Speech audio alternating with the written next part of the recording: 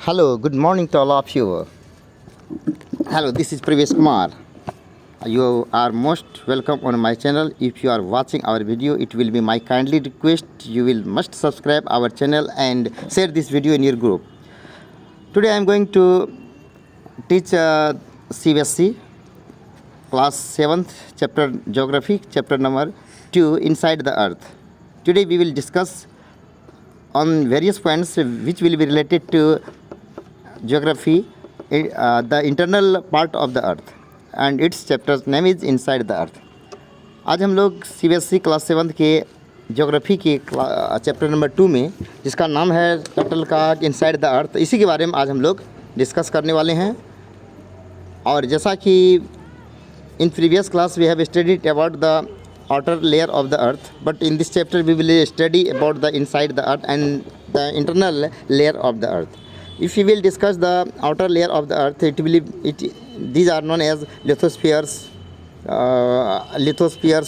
ozonospheres, that means biosphere, etc., etc. There are 5 parts outer layer of the earth, and if we discuss about the internal part of the earth, it will be known as seal, mantle and crud. And the word is coming here geologist, that means a scientist who studies the structure of the earth is known as geologist. यानी पहला शब्द जो geologist आया है, तो geologist जो है आपका एक ऐसा साइंस का टाइप्स है, एक साइंस का है जो कि स्ट्रक्चर यानी अर्थ स्ट्रक्चर के बारे में अध्ययन करता है. एक होता है geologist, the scientist who studies the structure of the अर्थ, यानी पृथ्वी के स्ट्रक्चर या बनावट के बारे में स्टडी करने वाले जो शास्त्र होता है इसको जियोलॉजिस्ट कहा जाता है. नेक्स्ट है पॉइंट आपका क्रस्ट. ये क्रस्ट क्या है? एक लेयर है. The crust is the solid upper most layer of the अर्थ. ये जो है पृथ्वी का सबसे जो है अपर मोस्ट यानी ऊपरी लेयर होता है, जिसको कि लिथोस्फीयर के नाम से भी जाना जाता है. और प्रीवियस क्लास में हमने लिथोस्फीयर के बारे में डिटेल्स अध्ययन किया था. लिथोस्फीयर जो होता है यह पृथ्वी का वायुमंडल का सबसे जो है नीचे का जो परत होता है, जो जिसकी की हाइट लगभग 13 किलोमीटर होता है. और मौसम संबंधी, वेदर संबंधी जितना भी हलचल होता है, तो ये सारी की सारी घटना लिथोस्फीयर में रहता है और हम लोग भी लिथोस्फीयर में ही रहते हैं. इसके बाद जो अगला है कंटिन्यूशनल क्रस्ट होता है. इसके बाद है ऑर्गेनिक क्रस्ट होता है. इसके बाद कुछ परत जो नीचे वाला आता है जिसमें मेंटल है. इसके बाद कोर है, रॉक्स है. इन सारी चीज़ों के बारे में हम लोग बारीकी से पढ़ेंगे. जैसा कि पैराग्राफ फर्स्ट कहलाता है कि around 400 crore years ago the earth was mass of the hot gases. It cooled slowly to the form the solid crust or the lithosphere. Today we see various head forms of the surface of the earth such as mountains, plains, plateaus, valleys, etc. To understand the geography of these lands forms, it is important to know about their formations and structure of the interior of the earth. लगभग 460 करोड़ साल पहले पृथ्वी जो था एक hot गैसों का बना हुआ था. इट कूल्ड स्लोली, धीरे धीरे यह ठंडा होते गया, कूल होते गया, जो कि एक क्रस्ट का रूप ले लिया, सॉलिड क्रस्ट, जिसको कि लिथोस्फीयर कहा जाता है. और यह जो है सबसे upper most layer of the अर्थ है, यानी पृथ्वी के सबसे ऊपरी भाग है जिस पर कि हम लोग निवास करते हैं. और इसकी जो औसत ऊंचाई है 13 किलोमीटर समथिंग होता है. और न्यूनतम अगर कहा जाए तो इसका 8 किलोमीटर और अधिकतम कहा जाए मैक्सिमम इसकी जो हाइट होता है 18 किलोमीटर तक फैला हुआ है. मौसम संबंधी सारी हलचल जैसे आंधी, तूफान, वर्षा इत्यादि जो भी घटना घटती है ये सब लिथोस्फीयर में ही घटित होती है. Today we see various landforms of the surface of the earth. आज हम लोग पृथ्वी के विभिन्न प्रकार के सरफेस के बारे में पढ़ते हैं, जिसमें माउंटेन है, इसके बाद प्लेन्स मैदानी भूमि है, फिर प्लेट्यूज है, फिर वैली है. वैली क्या होता है? 2 पहाड़ के बीच की जो भूमि होता है वैली कहलाता है, रिवर वैली वगैरह. To understand the geography of this land, इन सारे भूमि के भूगोल को समझने के लिए it is important to know, यह जानना सबके लिए ज़रूरी है इसके फॉर्मेशन के बारे में और इसके स्ट्रक्चर के बारे में. तो किसके? तो पृथ्वी के जो इंटीरियर स्ट्रक्चर है, इसका फॉर्मेशन है, बनावट है, इन सारी चीज़ों को जानना हमारे लिए बड़ा ही जो महत्वपूर्ण हो जाता है. नेक्स्ट पॉइंट है आपका the science which deals with the structure of the earth is called geology. यानी जियोलॉजी है साइंस का वर्ड टाइप्स है जो पृथ्वी के स्ट्रक्चर के बारे में अध्ययन करता है. And the scientist involve in this study, और जो साइंटिस्ट इस कार्य में, इस स्टडी में इन्वॉल्व रहता है, इसको जियोलॉजिस्ट कहा जाता है, जिसको भूगर्भ शास्त्री भी कहा जाता है. However as it is not possible to go deep inside the earth, चूँकि पृथ्वी के अंदर गहराई में जाना तो संभव नहीं है सबके लिए. The information and the close obtains from the volcanic eruption, जो भी ज्वालामुखी का विस्फोट होता है इससे जो इन्फॉर्मेशन प्राप्त होता है, जैसे मान लीजिए अर्थक्वेक हुआ, भूकंप हुआ, भूकंप की जो लहर होता है, and deep mines are the indirect, और पृथ्वी की जो यानी खनिज को प्राप्त करने के लिए इसकी जो माइनिंग होती है, खुदाई होती है, इनडायरेक्ट रूप से means of the collecting information about the earth, इसी से जो है इसका जो इंटरनल इन्फॉर्मेशन जो है कलेक्ट होता है। ये जो आपका स्ट्रक्चर देख रहे हैं नीचे, ये पृथ्वी का बना हुआ है, जिसमें जो है आपका इनर कोर है, इसके बाद है आउटर कोर है। ये इनर जो हो गया सबसे अंदर का, ये जो सबसे अंदर में है यह इनर कोर है, जो कि सबसे नीचे है। और निकेल और लोहा जो है, आयरन और निकेल की जो प्रधानता है इसी लेयर में होता है। आप जो येलो कलर का जो सेकंड पार्ट देख रहे हैं, ये है आउटर कोर, यानी कोर का ही वह बाहरी भाग है। और ये जो देख रहे हैं रेड कलर का जो ये मेंटल दिया गया सीमा, लगभग 2900 किलोमीटर तक इसकी गहराई होती है। इसमें मैग्नीशियम और सिलिकॉन की प्रधानता होती है।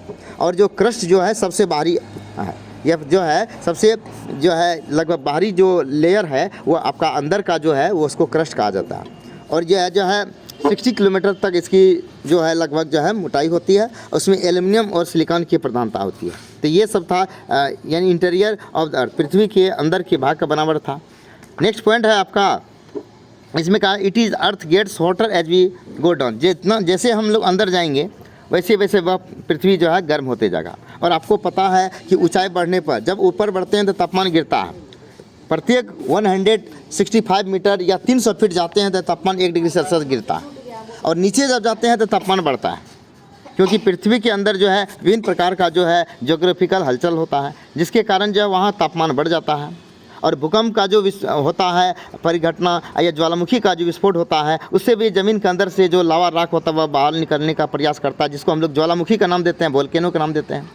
The temperature at the centre of the earth, पृथ्वी का जो सेंटर पॉइंट होता है वहाँ का अगर टेम्परेचर की बात करें तो estimated of the around 5000 degree Celsius, लगभग 5000 डिग्री सेल्सियस होता है। और आपको पता है कि 40 degree Celsius 40 degree Celsius above जाने पर जो है हम लोग बेचैनी महसूस करने लगते हैं। और यहाँ 5000 डिग्री सेल्सियस तापमान नीचे होता है। तो thus making it impossible to undertake direct study, इसलिए इतना टेम्परेचर में जाकर के कोई डायरेक्ट इन्फॉर्मेशन को प्राप्त नहीं कर सकते हैं इसका इंटीरियर क्या इसका स्ट्रक्चर है। तो the average of the density of the, अगर इसका जो एवरेज अगर डेंसिटी घनत्व के बारे में पृथ्वी के बारे में कहा जाए, अबाउट 5.5 ग्राम पर सेंटीमीटर होता है। It is not made of the uniform material, जो कि यो कोई यूनिफॉर्म मटेरियल का नहीं बना होता।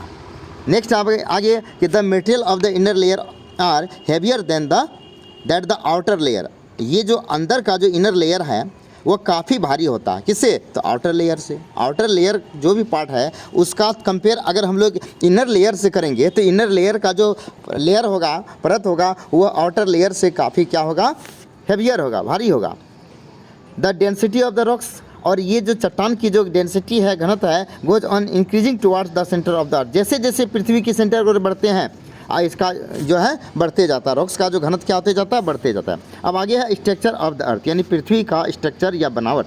The earth is like an onion, जैसा कि पता है पृथ्वी ऑनियन की तरह है।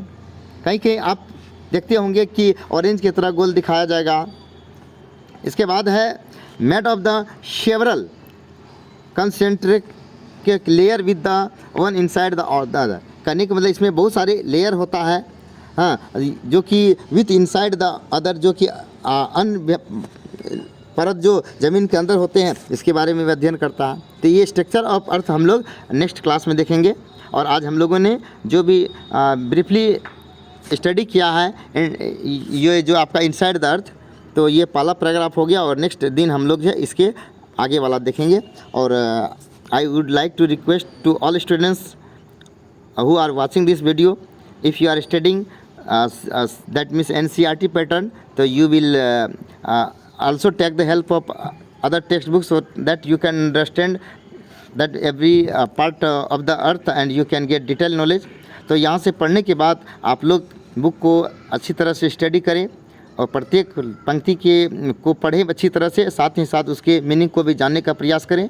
और इसके लिए आप जो है कुछ अगर मानचित्र की ज़रूरत पड़ता है तो मानचित्र की मदद लें, मैप का मदद लें, एटलस का मदद लें, क्योंकि ज्योग्राफी एक ऐसा सब्जेक्ट है जब तक आप जो है एटलस की मदद नहीं लेंगे तब तक जो है आप डिटेल से इसके बारे में जानकारी नहीं ले सकते हैं। और NCERT आप और जो भी एग्ज़ाम की तैयारी अगर आप कर रहे हैं तो NCERT बेस्ड जो है सबसे इम्पोर्टेंट माना जाता है। और मैक्सिमम क्वेश्चन आपका NCERT से ही बिलोंग करता है, NCERT बुक से ही क्वेश्चन पूछा जाता है। इसलिए आप लोग मन से पढ़िए और केवल परीक्षा के ही व्यू से नहीं पढ़ना है, और फॉर फ्यूचर पर्पज़ से पढ़ना है, क्योंकि विभिन्न प्रकार के कॉम्पिटिटिव एग्जामिनेशन में क्वेश्चन यहीं से बनते हैं। क्वेश्चन अलग से आते नहीं हैं, बल्कि क्वेश्चन को बनाया जाता है और मैक्सिमम क्वेश्चन चाहे वह साइंस हो या सोशल स्टडी हो, किसी भी प्रकार का CBSE सब्जेक्ट आधारित हो, उसी लेवल से क्वेश्चंस पूछा जाता है। क्या वह रेलवे का एग्ज़ाम हो, बैंकिंग हो, SSC हो, BPSC हो, इस तरह के सवाल अक्सर पूछा जाता है। तो हम लोग आप लोगों का समय वेस्ट करना नहीं चाहेंगे और अगले दिन हम लोग फिर आगे वाला स्ट्रक्चर लेकर के आएंगे। Thanks to everyone watching our video. जय हिंद एवरीवन।